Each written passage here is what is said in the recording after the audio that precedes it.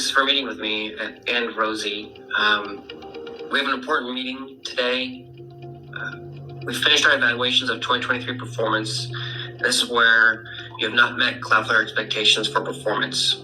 We've decided to part ways with you. Yeah, I'm gonna stop right there. This is a viral video posted by Brittany Peach, a former employee of Cloudflare, a San Francisco-based tech company. The video posted on January 2024 and got so much attention that it may have kicked off a new subgenre of viral video. Watch this person get laid off in real time. The tech industry is again seeing widespread layoffs after a rough 2023. LinkedIn just laid off nearly 700 employees. Qualcomm is planning to cut more than 1,200 jobs. Google, Amazon, and Snap are among the companies continuing to downsize. And the start of 2024 seems no different as layoff announcements, especially in the tech industry, continue to make headlines. Units affected, they also include hardware, engineering, ad sales. So far, last night, CEO Sundar Pichai told his workforce to expect more cuts. An Amazon spokesperson did confirm those layoffs. The head of Prime and Prime Video and MGM saying in that memo that the company is making some of the cuts to prioritize investments for the long term. Layoffs are also plaguing industries like healthcare, banking, and media. However, the tech industry is the one that's been dominating the headlines. This layoff and everything that's happened in tech, I think is pretty eye-opening. You know, like you can have your dream job, you can have your, it's my dream to work for Microsoft, or it's my dream to work for AWS. And you get there and you realize, okay, it's just like any other job. It's a great place to be. There's a lot of great perks, but at the end of the day, they can get rid of you like that. The layoffs to the start of 2024 signal a dramatic shift in the tech industry. We're going to continue to see layoffs happen as the future of work has changed, as the future of technology has changed, and as investors' appetite for risk and growth versus profitability has dramatically changed as well. So why are big tech companies and other industries laying off tens of thousands of workers at a time?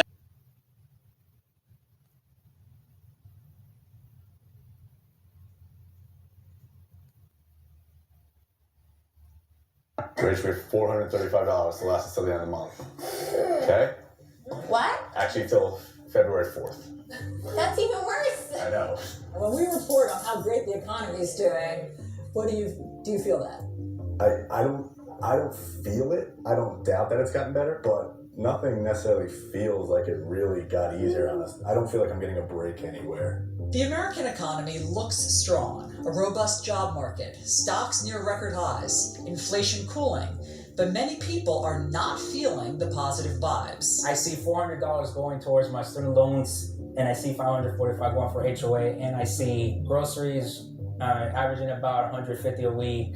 Sure, maybe for my wife's retirement portfolio, it might be looking great, but we need to get there first, right? On Saturday, we heard how MetLife Stadium is preparing for the World Cup final. Danny Navarro did not plan to be a TikTok creator. If FIFA decided to sell tickets for the 2026... That was not his goal when he graduated with a history degree on a scholarship from the University of Virginia and started working at a nonprofit. I was at the $60,000 mark of my salary, and the only way that I was going to crack 80, 90 potentially was to get a grad school degree. So Danny went back to school for a master's degree in public administration. This time, he had to take out student loans. I had to take out $70,000 in loans, which is more than what I was making.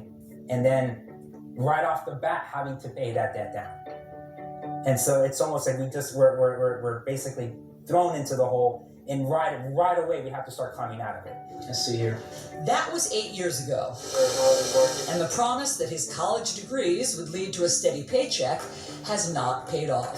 So you're first generation, and what was the dream for you? What was the dream if you went to college? We would escape poverty. And, for immigrants that are coming to this country, that's always the thing that they tell you. Danny now juggles 3 jobs: soccer coach, tutor, and TikTok video creator. I don't have a full-time salary job since November of 2022. And it's not without trying. I've actually applied to about 100 jobs. 100 jobs. I would say about in the past year and change. And a couple of them have gotten to the final round, but just unfortunately not been selected. You want to look outside? Come here. Look outside. My life is very different than what I envisioned it would be. Rachel Gambino and Garrett Mazzio followed the roadmap that previous generations said would spell success. Go to college, get married, work hard, buy a house, start a family.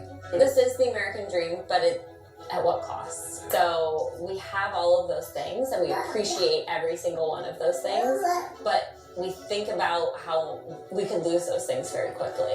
If one of us loses our job, we're in a not good place. Between their college debt and monthly mortgage payment, they feel they've slipped into a lower economic class than the one they grew up in.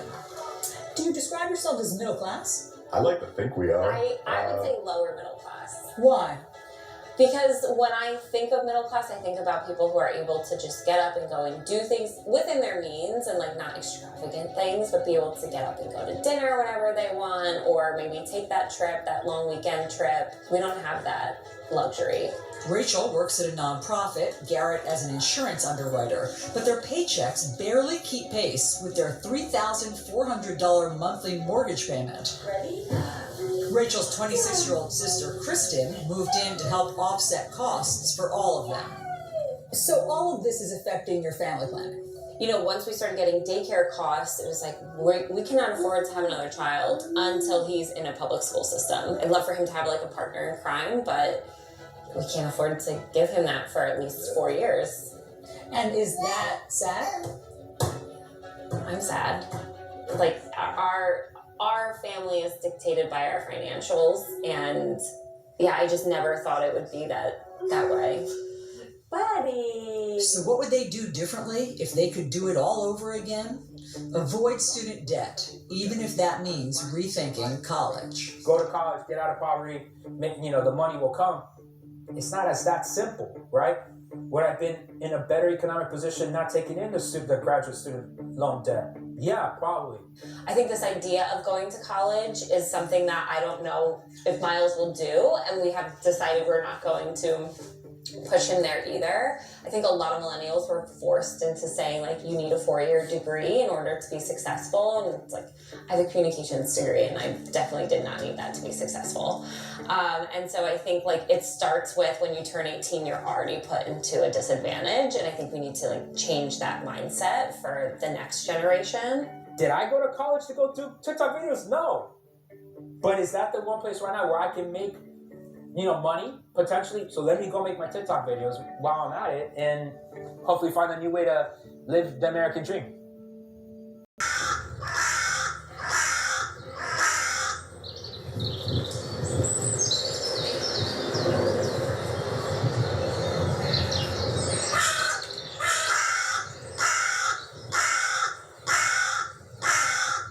Cautionary tale, a video I got from Market Mania on a person that purchased a property for $200,000 over asking price. They lost their jobs and lost the property 7 months later. So they went $200,000 over, lost their job, they're dead in the water. If just one person, guys, loses their job and they miss just one payment, it could spell financial ruin, because most people are living paycheck to paycheck. And if you guys find value in this video, please hit like, subscribe, hit notifications. It really helps out the channel. Either way, let's jump in first to a video of a cautionary tale, and let's listen to what happened to this lady, and hopefully you guys will take it as a cautionary tale on slowing your roll when you're out there purchasing real estate. It's an incredibly toxic market right now, and you need to use fundamentals, in my opinion, and have the proper expectations if you're going to purchase real estate in one of the worst times in history. Take a listen to this video. I just feel like I'm trekking through the mud and swimming against the current, and it just feels like a never-ending nightmare. It all started 2 years ago when she purchased this home in Jasper, Ontario, along the Rideau River. The housing market was quite ludicrous. There were bidding wars, and listed at $465,000, Vanessa says she ended up paying $200,000 over asking. But just 7 months later, she was laid off from her well-paying job at Microsoft. And at the same time, soaring interest rates nearly doubled her mortgage payments. And I said, okay, well, I can't afford this. I started to default on my payments. She says she tried to sell her house to no avail, handing over the keys to Scotiabank in November. I moved out of the property, and, to my knowledge, the bank was changing the locks. A few months later, she was served with foreclosure papers. Unable to afford a lawyer, she's now awaiting a default judgment as she faces bankruptcy. You literally go from owning a property and having a job with a great income to being faced with homelessness all in less than a year. Yeah, all in less